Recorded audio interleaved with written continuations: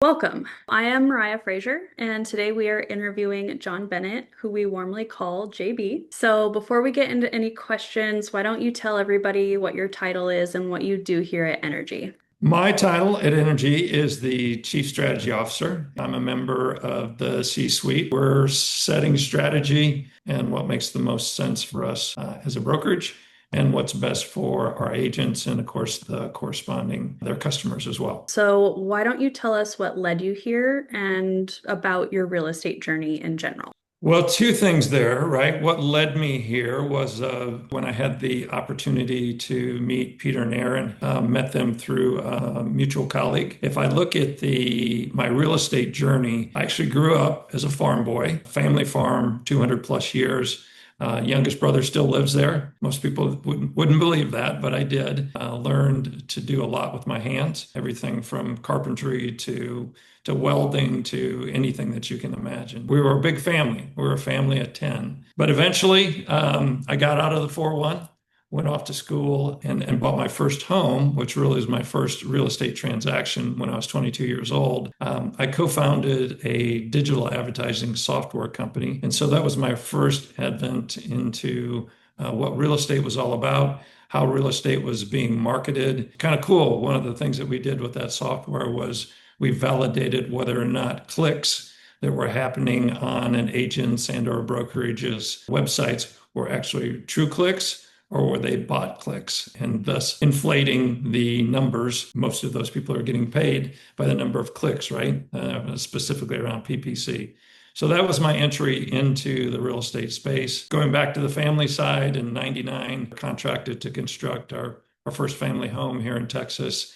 And I did a considerable amount of the customization, both in the inside and the outside. And then full-time, officially full-time, went back into the space for a boutique brokerage here in Austin as a VP of agent development. So just like the title sounds, I worked with direct indies and with our agents directly and with teams from the recruiting process, understanding their P&L to basically their marketing efforts all the way through, the buying and selling of real estate. So at that point in time is when I ventured in and actually got my real estate license. I think that's important to recognize that, we're working for a company here at Energy where, many of the leadership team are in fact agents, so we can speak the language. Anyway, next step after that, I was recruited by a large national boutique brokerage. I was their first remote business manager, almost like a fractional COO, where I'd go into a very large independent brokerage, work with the founders and the team owners to better understand their business. So as a fractional COO, I would go in and help them discover what was working and then prescribe to them solutions to help get them on track. It was a whole lot of fun. Downside there was that's about the time COVID came into play. We continued to offer those services, but it just wasn't the same. I moved out of that particular role, same company out of California, and moved into the enterprise team, where I was doing what I called whale hunting. We were targeting $100 million and up brokerages to come on board. And I had the good fortune of opening up the states of Arizona and the states of Colorado, where we had zero brokers, we had zero presence, and we were able to bring in those anchor partners and begin the build out, the scaling of that brokerage. That ended, and so I was in between deciding whether I wanted to go back into consulting, go back into technology, and I decided to do something very different. I decided to open a renovation business. So back to my roots, opened that business. Might have been one of my most enjoyable times in the real estate space. I was solving problems. I was delighting homeowners in fixing what was their largest asset, helping turn in that house into a true home. That's my journey. And then, like I said in the intro, back in March of 24, I had the good fortune of meeting Peter and Aaron, hear their vision about building a boutique brokerage at scale. Fast forward 15 months, and I'm chatting it up with you. That sounds like quite the journey. Have you considered writing a book about it all? Now, I don't know if you're saying that because I was long-winded It or sounds interesting and it was long-winded, but in a good way. I would read it. What is the best lesson that you've learned in all of that? Oh, golly, what is the best lesson? I don't think it's real estate specific. I truly think it's about being authentic. And I know a lot of people use that word. A lot of people use transparency, again, overused words.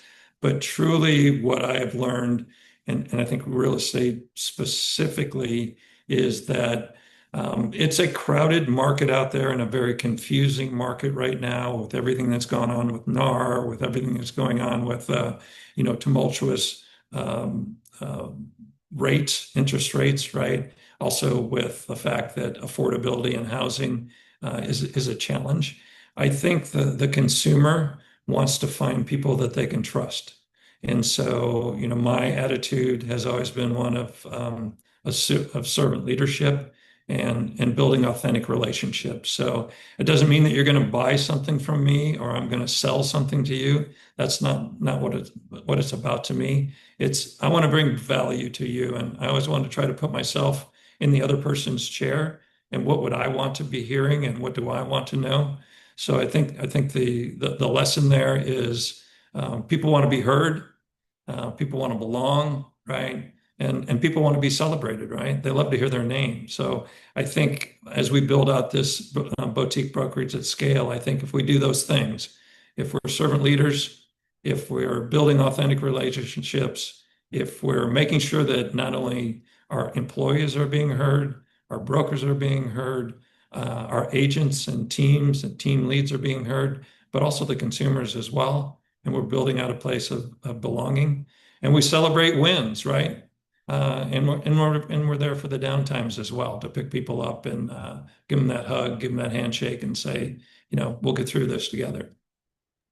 I agree with all of that. I feel like that's one of my favorite parts of working here so far is the servant leadership and just having a mentality of how can we do better, being able to listen to needs that are presented to us and filling gaps that the agents might have. Yeah, I feel like everybody has communication first and Yeah, authenticity first approach. I think I don't know if I'm not a big TV watcher, but during pandemic, watched a little bit more than normal. There was a show out there called New Amsterdam. Did you ever happen to see that show? No, I'm also not a big TV watcher. Okay. All right. Well, it won't mean much to you, but the net of it was a gentleman that was a young doctor, and New Amsterdam was a hospital in a very, very rough part of a rough town. And he was brought in to basically to revitalize it. And it was in bad shape financially. It was in bad shape with in terms of its respect. There was nothing really good going on about it. But he came in with a different approach and he was authentic. And he had one line. And in every meeting he would ask it, and it would always be, "How can I help?" And he was sincere. He would ask the question, and then he'd shut the heck up. And then he would act on what they asked for in terms of how, in fact, that he could help. So that's total side note, but it stuck with me. Earlier, you mentioned that it was March 2024 when you had met Peter and Aaron. Was it a planned meeting? Was it at a conference? What did that setting look like? And what initially attracted you or drew you in to enrg and or Peter and Aaron? Okay, three or four questions in one right there, and let's see if I can remember those. But first and foremost, it was a planned meeting. Peter and Aaron were on the beginning of a road show here in Austin, Texas, and at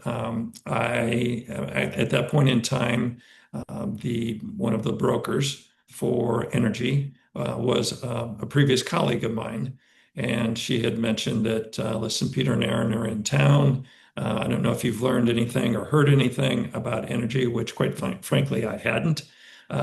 She just said, "Hey, we're going to be in town. We're going to be down at a hotel. We've got some free time on a Friday afternoon before the roadshow takes off on Saturday. I think it'd be awesome for you to come down and at least meet them." So obviously, I did my homework to find out who Energy was and who the Nobles were. Took a little digging because there wasn't very much out there about energy. Quite a bit out there about the Nobles, as we all know, and how how well respected they are and how successful they've been in the space. So we met, and kind of the preface of the meeting was, "Hey, we're early. Hey, for Peter and Aaron, we were early in the process. John, it looks like you've got great experience. Again, we just want to make an introduction. You're probably too early in our life cycle, right, to bring somebody in like you with your experience, when quite frankly the team would be able to bring additional leadership in, which was an agent count situation. So we met, we had a great conversation. I finished the conversation and said, listen, thanks so much. It looks like I'm probably a little cart before the horse here. When would be a good time for me to circle back with you? Because I love everything you guys are saying. I think I can bring value to you, if not myself. I think I know quite a few agents and brokers that I'd love to introduce to you. And it was interesting. I remember it was like yesterday. So I was expecting Peter and or Aaron to say, circle back in 6 months. And Peter said, what are you doing tomorrow afternoon? And so I said, I'm meeting with you guys. And so, as the story goes, we met that next day in the afternoon. They asked me after that meeting, could we meet the following day on Sunday, which we did. And we penciled in a deal, and here we are today. What, as follow on to that question, I think I should say, as part of that question, you asked me what intrigued me. And what intrigued me was two things. One was their knowledge of the space. And part of it was the new knowledge I was gaining because I was not familiar with Real or with EXP on two of the companies that they had been vastly successful with. So learning that piece was very interesting to me.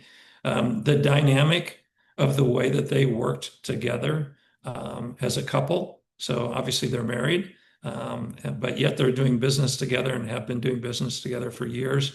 But just the way that they work the crowd, and I was the crowd in a positive way, but also that they were leaning in, they were interested, they were asking good questions, they were inquisitive. Um, and as I tell people about that particular instance when I had a chance to meet them, at the bottom line, when it's all said and done, I said that they're just good human beings. I trust them, even though I've only had 3 meetings with them. I trust them. I believe in them, and I'd love to be a part of contributing to the level that I can in building out their vision. That's really powerful. For me, part of what excites me really the most about the partnership is, back to that idea of, we are a team, truly, I believe, of just good human beings. And that I think all of us across the board, and I'm not just saying that because I'm being interviewed, I truly believe this in my heart of hearts, that we want to share our learned experiences, both good and bad, to help energy flourish. And I think I often say this, and I truly believe it, that I think that we foster attitudes of abundance and not an attitude of scarcity. And what does that mean? That means that we're going to try to eliminate the idea of building these silos, like often happens in startups and in large organizations as well. And so what we want to be able to do, is to share knowledge and don't worry about, keeping that information so close to our chest that that's the reason that we have to stay. Without us, then we're indispensable. But that's not the case. It's actually, in my opinion, just the opposite of that. When you share, you're building up others and you're becoming more valuable because you are sharing your learned knowledge across the board, whether that be from knowledge of support all the way through, how do I handle a transaction in a real estate space. That's definitely a theme that has come up over the last several interviews is not gatekeeping. And it doesn't help anybody thrive. It doesn't help the culture, it doesn't help the company, and it doesn't help the agents. I love that we all have a heart to share and a heart to train and teach and lift other people up alongside us versus keeping everything close knit into ourselves. So I agree with that sentiment. That's part of Maslow's hierarchy, right? We all want to be in that space of belonging and quite frankly, love. Yeah, and I feel like that is not only what we're building the foundation of energy on, but I feel like that's the culture that every single person that works here so far embodies. And I think it's awesome. Yeah, and again, sorry to interrupt, but the challenge is how do we maintain that culture, right? And so we need to be intentional in our efforts, which we will be. On that note, what advice would you give agents that are considering joining Energy? Advice that I would give agents considering energy, I would say that no matter what stage that you are in your professional real estate journey or your real estate career, that we have what I call a lane and consider it as a swim lane and just kind of envision three lanes in a pool, if you will. So no matter which one of those lanes that you're swimming in, that could be you're a single agent, right? And you love being the lone ranger, and you love doing that. You don't want to be part of a team or a team lead. You don't have aspirations to be an indie. Then we have a lane for you, right? And we have the appropriate tools and services and education to have you be successful there. The secondary lane would be, if you want to be on a team because you like that feeling of being around the virtual water cooler, right? And you love learning from others. Or maybe you're just early in your career and you want to learn from seasoned veterans. We have that opportunity to have you join teams. And maybe you have the aspiration in that same lane to be a team lead. We have the capabilities and the tools and the lane available for you to be a team lead and then build out a team associated with your values. Then the third lane is it's a new lane that we're working on is the independent lane. So soon to be launched. It's a label. I'm sorry, it's an initiative that we branded as white, not branded, that we call white label. It will have an energy name when it comes to fruition. But that's for those brands that are currently out there. Maybe it's a smaller indie that is struggling to survive in today's tough independent marketplace. We want to have a place where we can bring them on board. They can maintain their brand and their autonomy and their decision-making process. But then we come in the back office kind of as a silent partner and do all of what I just call the back office grind, where we take all of that off their plate from the transaction processing all the way through compliance, while they go out and do what they do best, which is buy and sell real estate, build relationships, and be active in their community. Real estate is a relationship business. And so anything that we can do in any one of those lanes that I described to make those agents more efficient by giving them tools, by giving them education, by giving them access to community that allows them to sell one more deal, they're going to enjoy what we bring to them. No matter what your aspirations are, whether, like I said, whether it's to stay still or to have a path to growth, that's there for you. And so we would hope, that agents that come over to Energy, that this is the last brokerage they ever need to worry about transferring license with. Perfect answer. I love that. Even if I were an agent, I would come over immediately just from that answer. So the last question is, what is your proudest accomplishment in real estate or in any real estate related industry? That's a good question. I'm going to give you a twofold answer, and it's the truth. I don't think that I have achieved my proudest accomplishment yet. I truly believe in what we're doing here at Energy. I truly believe from my heart of hearts in our mission, and I truly believe that when I look back 5 years from now, 10 years from now, the legacy that I will have hoped to have left for my three adult children will be what we've done together as a team at Energy. On the reverse of that, and this is at the total opposite end of the spectrum, I truly, back to my comments about having that renovation business when I was in between deciding whether or not to stay in the industry or to go into consulting or back to technology. I truly loved the smiles, the hugs, the appreciation that those homeowners gave to me when I was renovating a piece of their largest asset. And it came out beautiful in their eyes. And they were just so appreciative of the work because they couldn't do it. And they were getting a service for a good price and a finished product that they were just surprised and delighted with. And always drove home feeling pretty good on those days. Well, thank you so much for giving us your time today for this interview. Was there any lastlies or anything that you want to leave the audience with? Get over to energy as soon as you can. If we fit what you think is the persona for what you're looking for in your career.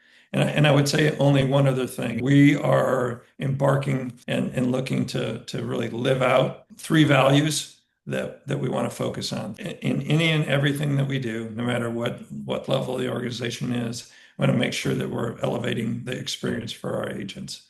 We want to make sure that we get the agents one more deal because that one more deal can be somebody's car payment, could be somebody's mortgage payment, right? Could be enough to, make the down payment for one of the family members that were able to go to school. Those things really add up. And then lastly, we want to maintain the health of the brokerage.